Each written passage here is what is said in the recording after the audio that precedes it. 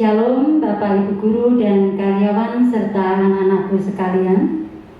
Puji nama Tuhan, saat ini kita kembali dapat bertemu dalam kebaktian bersama SMA Masehi Kudus.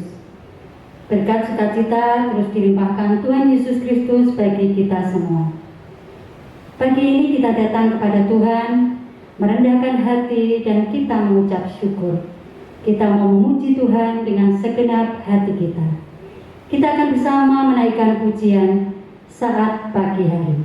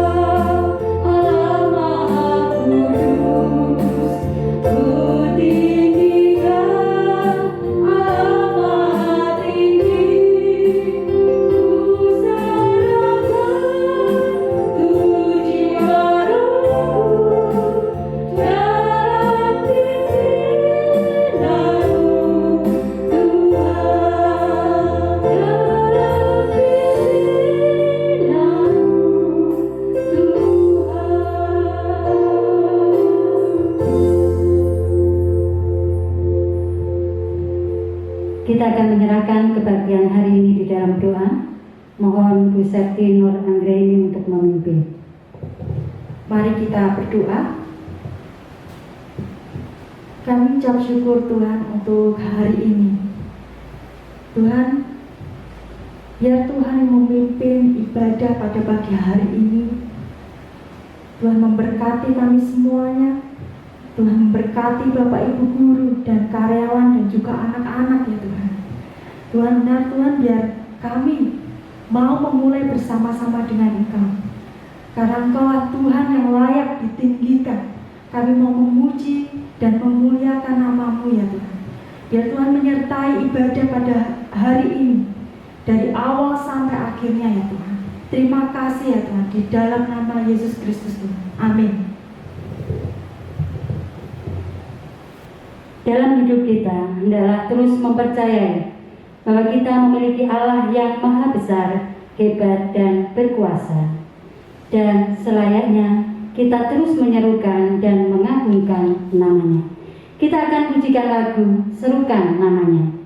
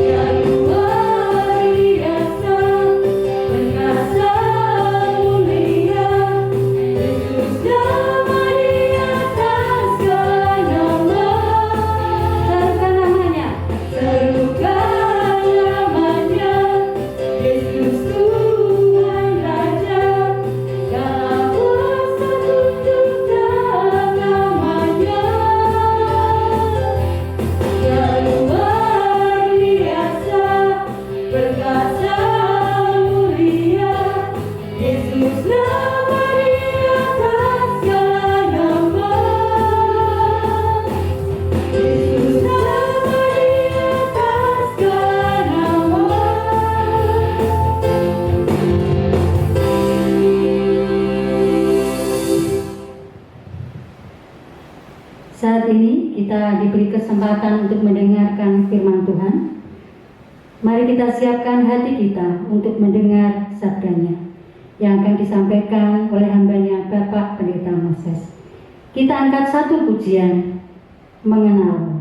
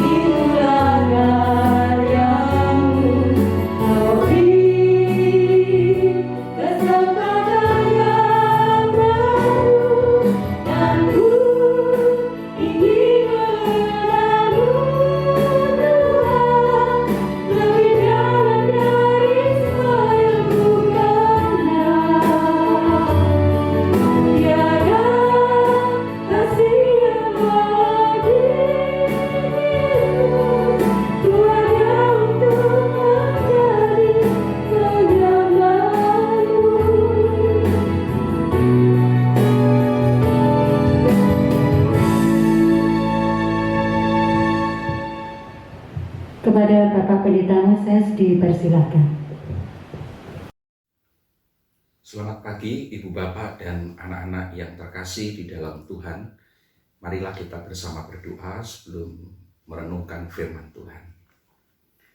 Bapa di dalam surga, kami bersyukur atas kasih setia Tuhan yang telah memelihara kami, menyediakan segala sesuatu yang kami perlukan untuk menjalani hidup yang Tuhan percayakan kepada kami. Tuhan, kami ingin hidup kami tidak sia-sia, sebaliknya supaya kehidupan kami berguna bukan hanya bagi diri kami sendiri, tetapi juga bagi banyak orang, terlebih untuk memuliakan nama Tuhan. Karena itu kami memohon kepadamu supaya Tuhan menuntun kami dengan kebenaran sabdamu yang membawa kami untuk hidup berguna dan memuliakan Tuhan. Bersabdalah ya Bapa, kami rindu mendengar. Demi nama Tuhan Yesus kami berdoa. Amin. Renungan pada pagi hari ini saya dasarkan atas kitab Daniel pasal 3. Beberapa ayat akan saya bacakan. Saya memulai dari Daniel pasal 3 ayat 1 sampai 6. Demikian bunyinya. Raja Nebukadnezar membuat sebuah patung emas yang tingginya 60 hasta dan lebarnya 6 hasta yang didirikannya di dataran Dura di wilayah Babel. Lalu Raja Nebukadnezar menyuruh orang mengumpulkan para wakil raja, para penguasa, para bupati, para penasihat negara, para bendahara, para hakim, para ahli hukum, dan semua kepala daerah untuk menghadiri pentabisan patung yang telah didirikannya itu. Lalu berkumpullah para wakil raja, para penguasa, para bupati, para penasihat negara, para bendahara, para hakim, para ahli hukum, dan semua kepala daerah untuk menghadiri pentabisan patung yang telah didirikan Raja Nebukadnezar itu. Dan berserulah seorang pentara dengan suara nyaring, "Beginilah dititahkan kepadamu, hai orang-orang dari segala bangsa, suku bangsa, dan bahasa. Demi kamu mendengar bunyi sangkakala, seruling, kecapi, rebab, gambus, serdam, dan berbagai-bagai jenis bunyi-bunyian, maka haruslah kamu sujud menyembah patung yang telah didirikan Raja Nebukadnezar itu. Siapa yang tidak sujud menyembah akan dicampakkan seketika itu juga ke dalam perapian yang menyala-nyala."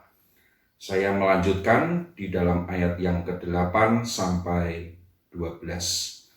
Pada waktu itu juga tampillah beberapa orang Kasdim menuduh orang Yahudi. Berkatalah mereka kepada Raja Nebukadnezar, "Ya Raja, kekalah hidup Tuanku.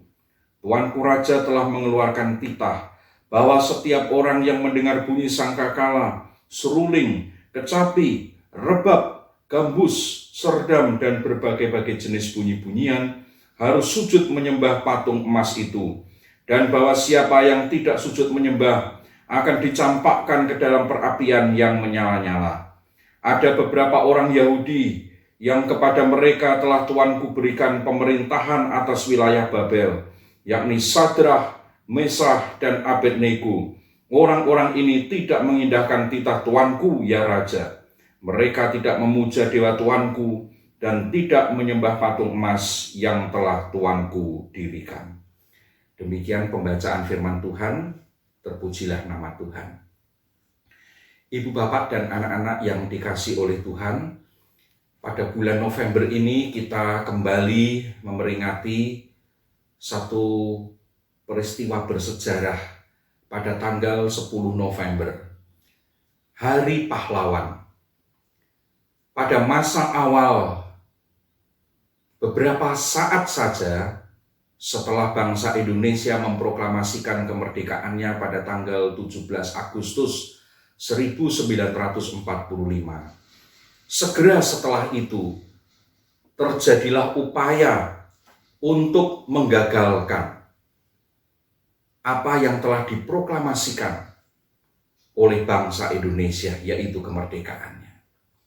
Pasukan sekutu datang dan diboncengi oleh tentara Belanda untuk kembali berkuasa, bercokol menjajah Indonesia yang baru saja merdeka itu. Nah, di dalam kenyataan yang seperti itu, tentu bangsa Indonesia tidak tinggal diam. Dan kita melihat bahwa di dalam momen perjuangan yang terjadi, khususnya yang pada masa itu, pada bulan November tahun 1945, di sekitar Surabaya, perlawanan terjadi.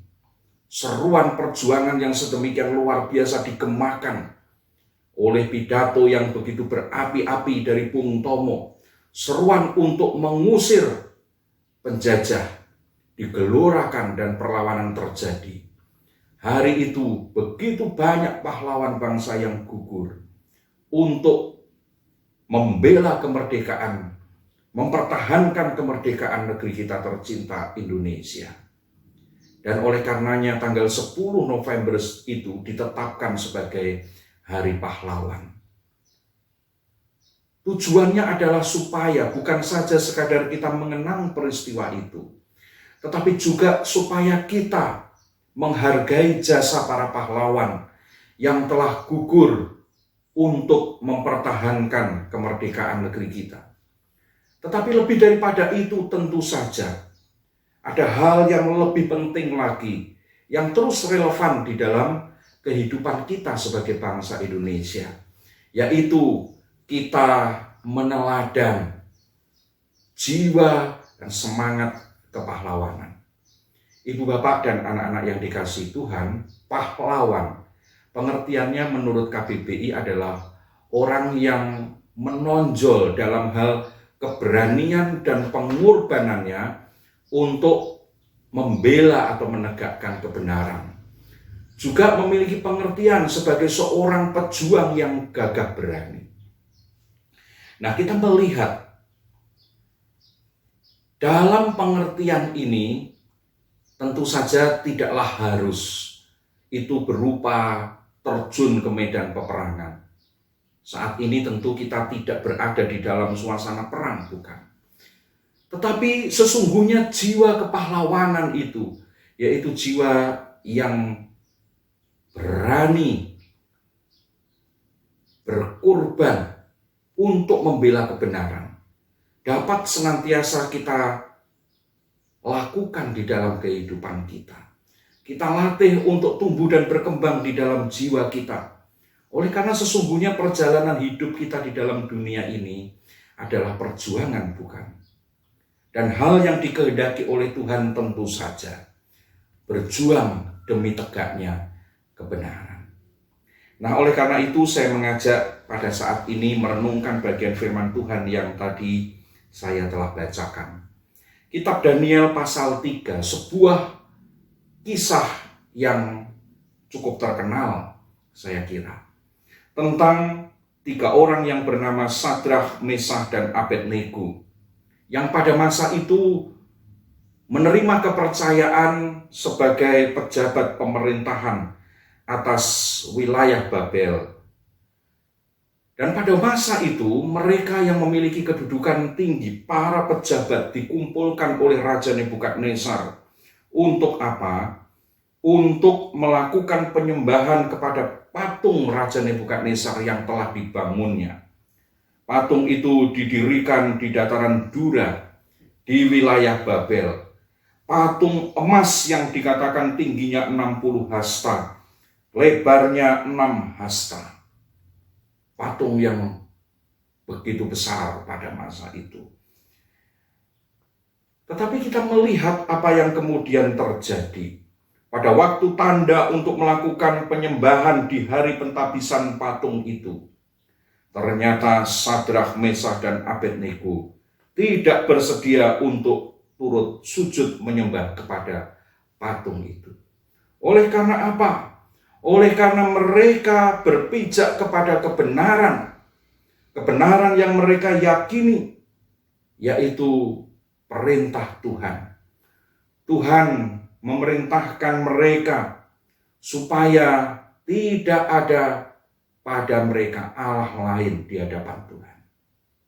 Hukum yang pertama dikatakan, jangan ada padamu Allah lain di hadapanku. Demikian juga hukum yang berikutnya menegaskan, jangan membuat patung menyerupai apapun dan sujud menyembah kepadanya. Dalam hal ini, Sadrak, Mesah, dan Abednego berpijak kepada kebenaran itu dan mereka berani untuk berdiri teguh di atasnya. Membela kebenaran ini sekalipun itu menentang raja yang sangat berkuasa pada waktu itu. Tentu ada konsekuensinya bagi mereka. Ada hal yang harus dibayar, yang harus dikorbankan oleh mereka. Risiko yang begitu besar itu telah dinyatakan bahwa siapa yang tidak taat akan dilemparkan ke dapur perapian yang menyala-nyala.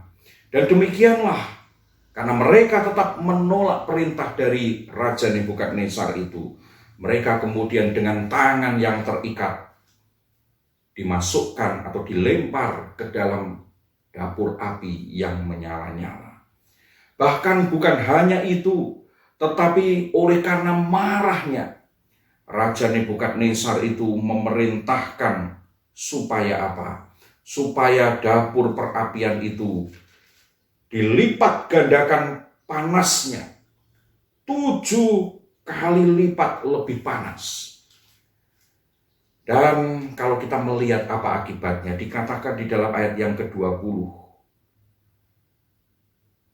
kepada beberapa orang yang sangat kuat dari tentaranya dititahkan untuk mengikat Sadrak, Mesakh, dan Abednego dan mencampakkan mereka ke dalam perapian yang menyala-nyala itu. Setelah diikat, dicampakkan ke dapur perapian yang telah dipanaskan 7 kali lipat. Dan apa yang terjadi? Mereka yang melemparkan Sadrak, Mesakh, dan Abednego itu terbakar mati. Tetapi yang mengherankan adalah bahwa Sadrak, Mesakh, dan Abednego justru terselamatkan. Nah, kita melihat sesungguhnya Sadrak, Mesakh, dan Abednego berkorban untuk menegakkan kebenaran yang diyakininya.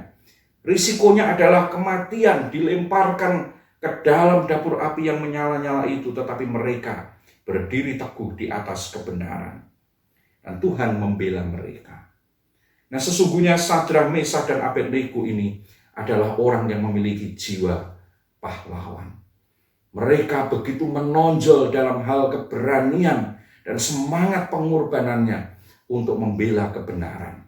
Mereka memang tidak maju berperang, tetapi kita melihat ketika mereka berdiri di atas prinsip kebenaran itu, sekalipun untuk itu mereka harus menghadapi risiko yang begitu besar, mereka berani untuk mengambil langkah itu. Inilah jiwa kepahlawanan itu. Ibu, bapak, dan anak-anak yang dikasihi oleh Tuhan, hari ini pun di dalam kehidupan kita perlu untuk memupuk tumbuh kembangnya jiwa kepahlawanan di dalam diri kita. Perjuangan untuk menegakkan kebenaran, menegakkan keadilan itu terus-menerus ada di dalam kehidupan kita.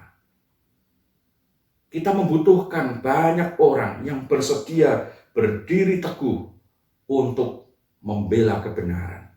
Kalau tidak, maka rusaklah negeri ini. Kalau tidak, maka rusaklah dunia ini. Nah, oleh karena itu, biarlah kita hidup memegang teguh firman Tuhan, supaya kita berani berdiri di atas kebenaran dan berkorban untuk membela kebenaran. Niscaya kita menjadi pahlawan-pahlawan masa kini di dalam bidang apapun kehidupan kita. Kalau kita memiliki prinsip berdiri di atas kebenaran dengan berani kita membela kebenaran, maka kita adalah pahlawan-pahlawan.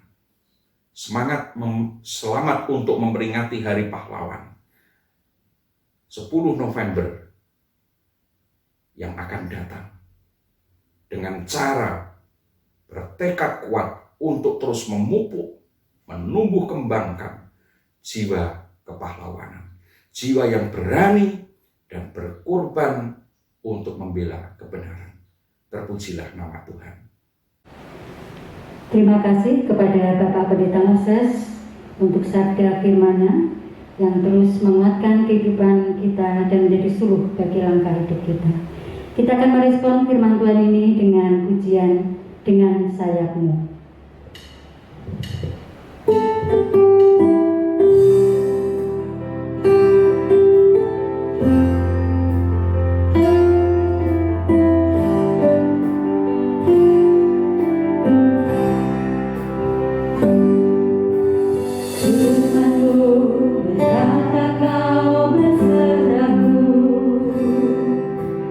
Maka kuat roh dan jiwaku.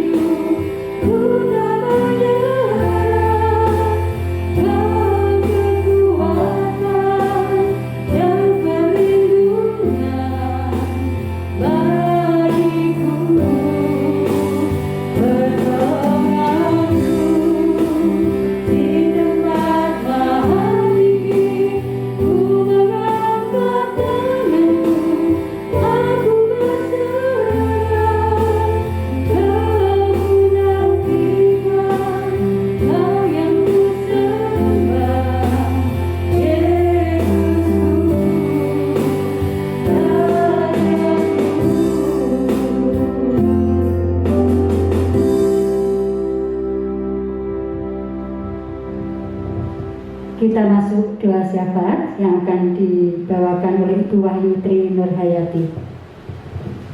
Mari kita berdoa. Kami naikkan syukur kehadirat-Mu ya Bapa atas setiap pertolongan dan anugerah yang senantiasa Engkau limpahkan kepada kami sepanjang hari. Jikalau kami akan mengakhiri ibadah pada hari ini, kiranya firman-Mu itu yang menjadi tuntunan bagi kehidupan kami dalam melangkah di hari-hari ke depan, Tuhan. Kami tahu Tuhan, saat-saat ini kami masih berjuang di tengah-tengah pandemi COVID, tapi kami percaya tangan-Mu Tuhan yang selalu menopang dan menjaga kami, Tuhan. Bahkan kami serahkan buat setiap pandemi ini biar segera berlalu dan kami bisa menikmati hari-hari dengan penuh sukacita tanpa betul-betul ada halangan apapun ya Tuhan. Kami juga menyerahkan Tuhan segenap Bapak Ibu guru karyawan di SMA Masih Kudus ini Tuhan, kiranya Engkau juga menyertai dan memberkati setiap langkah-langkah kami dalam dunia pendidikan dan kiranya memberikan pendidikan yang terbaik buat anak-anak semua. Kami juga berdoa Tuhan buat setiap pembangunan SMA Masih ini yang akan segera dilaksanakan Tuhan. Kiranya Engkau memberkati setiap hal yang akan dilakukan dalam proses pembangunan itu Tuhan. Kiranya semua dapat berjalan dengan lancar dan pembangunan SMA Masih dapat segera terlaksana Tuhan. Kami tidak lupa Tuhan juga membawa bangsa dan negara kami ke dalam tangan-Mu. Terus Engkau yang menjaga bangsa ini Tuhan, Engkau yang terus betul-betul menjaga setiap pemerintahan, bahkan di tengah-tengah pandemi ini pun biar pemerintahan bisa berjalan dengan baik dan mengatasi pandemi juga dengan baik. Terima kasih Tuhan, kami serahkan segenap kehidupan kami ke dalam tangan-Mu. Kiranya Engkau Tuhan yang menuntun dan menyertai kami semua. Di dalam nama Yesus kami berdoa dan mengucap syukur. Amin. Kita akan mengakhiri kebaktian hari ini dengan terus semangat menjalani hari-hari bersama Tuhan. Kita akan memujikan lagu Terima Kasih Tuhan.